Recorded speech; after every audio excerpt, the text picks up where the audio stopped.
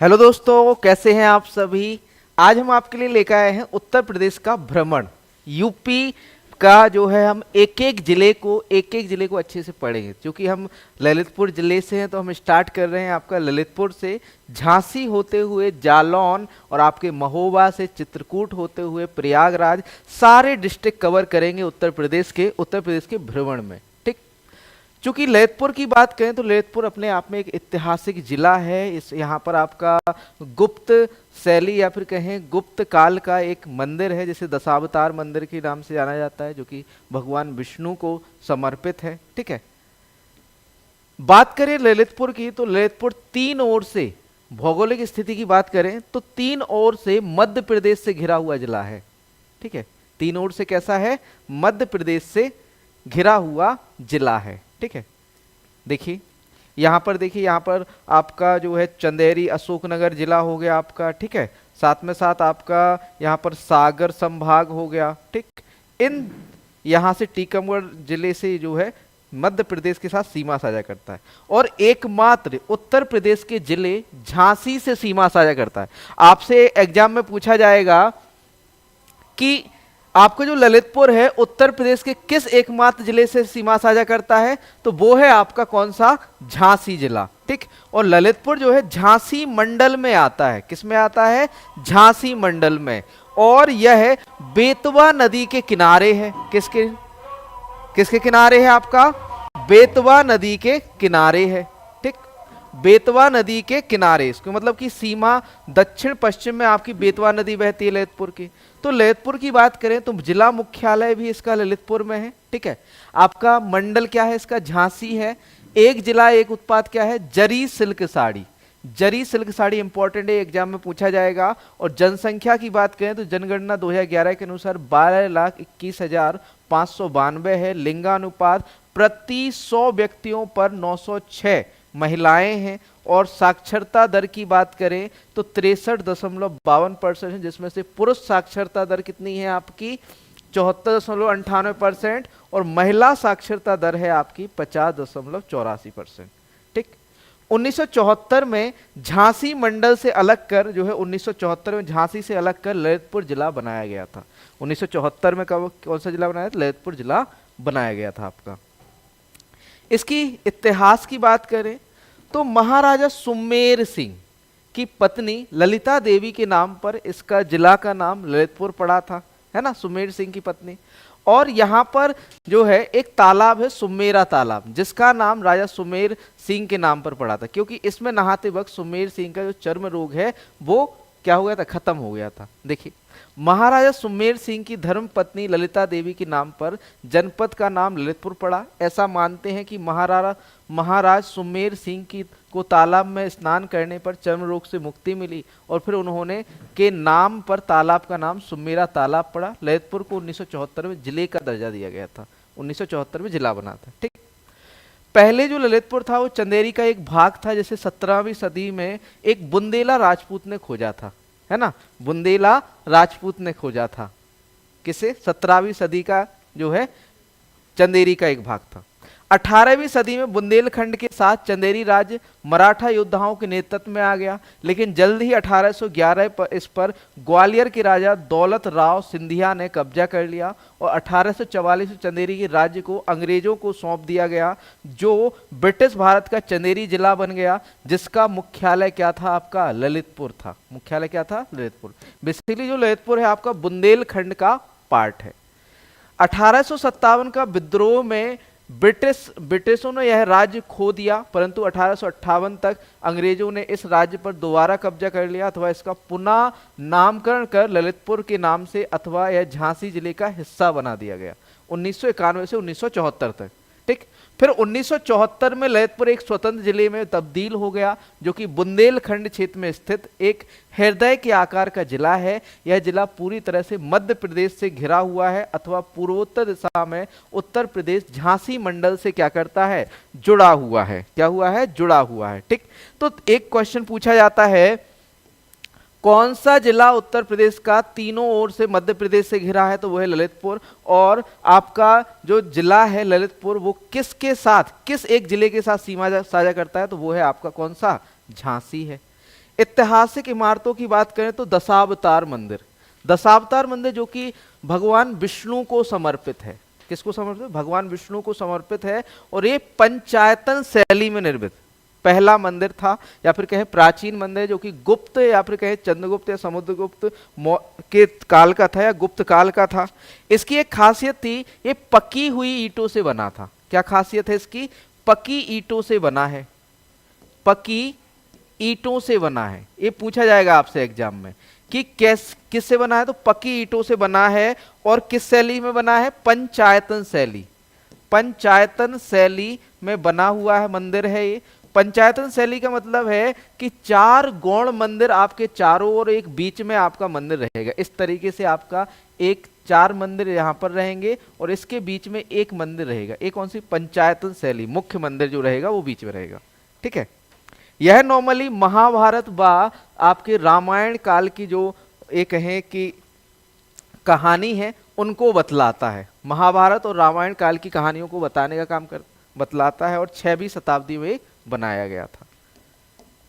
आगे बात करें आपका देवगढ़ जैन मंदिर। देखिए, देवगढ़ का होता है देवों का गढ़। यहां पर 31 जैन मंदिर या फिर कहें 31 जैन मंदिरों का समूह है आपका देवगढ़ के अंदर।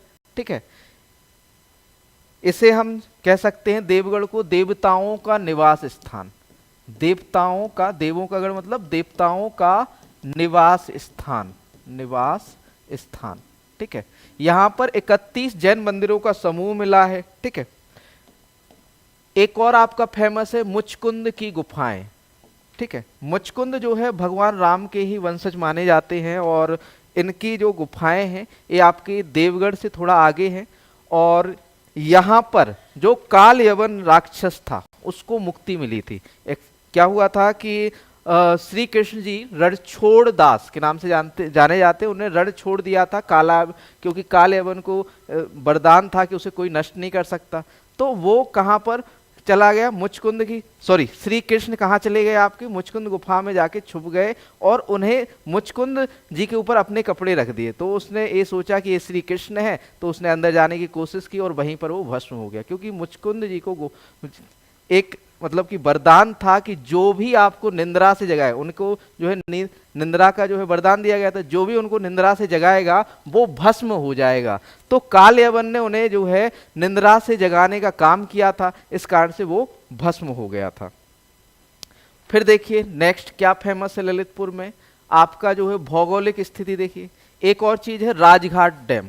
राजघाट बांध भी फेमस है, इससे भी क्वेश्चन पूछा जाता है। इससे क्यों पूछा जाता है? क्योंकि यह मध्य प्रदेश और उत्तर प्रदेश की संयुक्त परियोजना है। मध्य प्रदेश और उत्तर प्रदेश की संयुक्त परियोजना है और यह इंदिरा गांधी द्वारा उद्घाटित किया गया था। भौगोलिक स्थिति की बात करें तो ललितपुर जिला पहाड़ी बुंदेलखंड का एक हिस्सा है। तो दक्षिण में विंध्य रेंज के बाहरी हिस्सों से लेकर उत्तर में यमुना नदी की सहायक नदियों तक ढलान पर है। यह नॉर्मली आपका बेतवा नदी जो कि बहुत फेमस है। जिले का चरम दक्षिण लंबी और सक्रिय चोटी वाली पहाड़ियों की समानांतर पंक्तियों से बना है, जिसके माध्यम से नदियों ग्रेनाइट या क्वार्टज के किनारों पर बहती हैं। और पहाड़ी क्षेत्र के उत्तर में ग्रेनाइट श्रृंखला धीरे धीरे छोटी पहाड़ियों के समूह में बदल जाती है। बेतवा नदी जिले की उत्तरी और पश्चिमी सीमा बनाती है, जैसे कि जिले का एक बड़ा हिस्सा क्या होता है? Water shade. अब यहाँ की प्रमुख नदियां और बांध की बात करें सिंचाई परियोजनाओं की, तो सिंचाई परियोजनाओं में सबसे पहले बात करें गोविंद सागर बांध।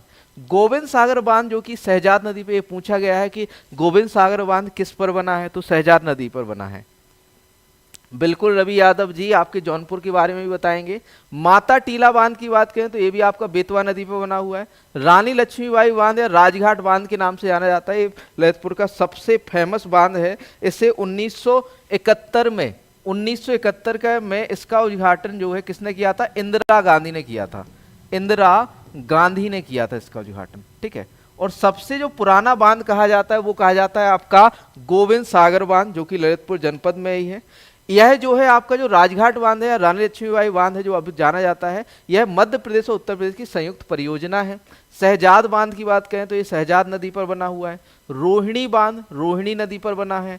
जामनी बांध जामनी नदी पर। सजनाम बांध सजनाम नदी पर। उटारी बांध उटारी नदी पर बना हुआ है। भौरट बांध जामनी नदी पर। बंडई बांध धसान नदी दक्षिण पूर्व में मध्य प्रदेश से लगा हुआ है। और कचनौदा बांध जामनी नदी पर।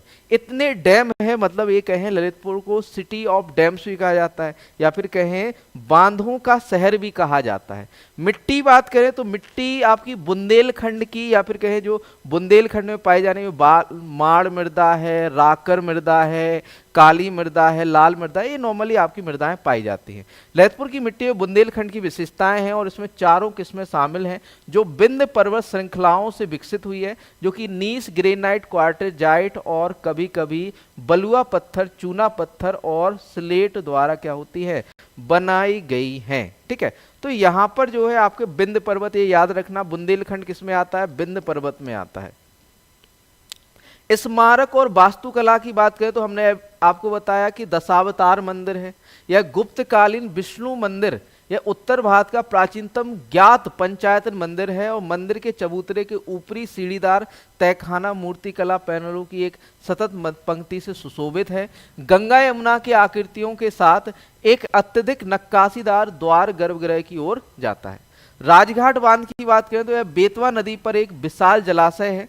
मुचकुंद गुफाएं, घाटी में स्थित इन प्राकृतिक गुफाओं के बारे में माना जाता है कि यहाँ संत मुचकुंद ने आश्रय लिया था, जो यहाँ रहते थे और ध्यान करते थे। कहा जाता है कि महाभारत काल के दौरान भगवान कृष्ण ने भी इन गुफाओं का दौरा किया था और उस दौरान काल यवन नामक राक्षस को मारने के लिए जो है श्री कृष्ण जो है यहाँ पर आए थे। और यहाँ पर जो है मुचकुंद जो है, ये कहें कि इनको हमने बताया था कि एक आशीर्वाद था कि जो भी इन्हें निंद्रा, या फिर कहें गहरी निंद्रा का इन्हें वरदान था, तो जो भी इन्हें निंद्रा से जगाता वो अपने आप भस्म हो जाएगा, ऐसा वरदान था। तो जिस काल यवन आया उसने इन्हें जगाया, तो इस तरह से वो भस्म हो गया। प्रमुख त्योहार की बात करें तो गणगौर, यह पर्व चैत्र सकी तीज का है। यह इस पर्व में महिलाएं पार्वती जी की पूजा करती हैं और नैवेद्य में प्रसाद ज्ञान और गौर की पूजा करती हैं।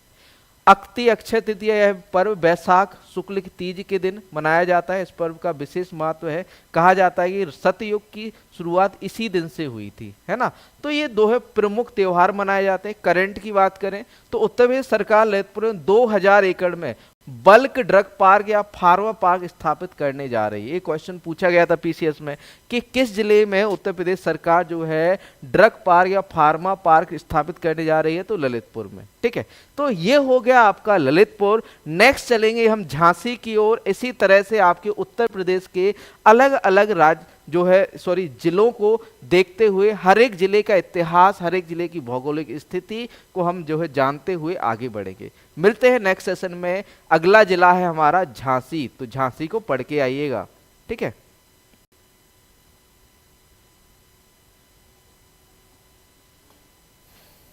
चलो हो गई 11 बजे।